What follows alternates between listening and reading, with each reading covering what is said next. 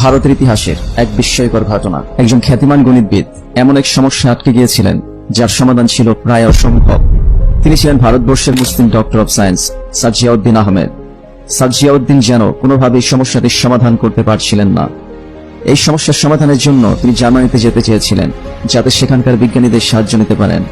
ঠিক সেই সময় আলিগড় মুসলিম বিশ্ববিদ্যালয়ের ইসলামিক স্টাডিজ বিভাগের অধ্যাপক সালমান আশরাফ বুহারি তাকে পরামর্শ দিলেন, জার্মানিতে যাওয়ার কি দরকার, বেরেলি যাও।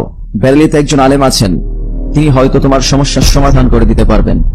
এই কথা শুনে ক্যামব্রিজ বিশ্ববিদ্যালয় থেকে গ্রাজুয়েট সাজিয়াউদ্দিন আহমেদ কিছুটা অবাকই হলেন। তিনি মনে মনে ভাবতে লাগলেন, যে প্রশ্নের উত্তর আমি খুঁজে পাচ্ছি না, সেটা কি একজন ধর্মীয় পণ্ডিত দিতে পারবেন? তবে কৌতূহলী হয়ে তিনি বেরেলি চলে আসলেন। তিনি সেই আলেমের সামনে প্রশ্নটি রাখলেন এবং বিনয়ের সাথে বললেন। অবাক করা বিষয় হলো, সে আলেম ব্যক্তিটি প্রশ্নটির সমাধান এত সহজভাবে দিলেন যেন এটি তার জন্য কোনো সমস্যাই ছিল না। এই ঘটনাটি ডক্টর জিয়াউদ্দিন আহমেদের কাছে আশ্চর্যজনক ছিল।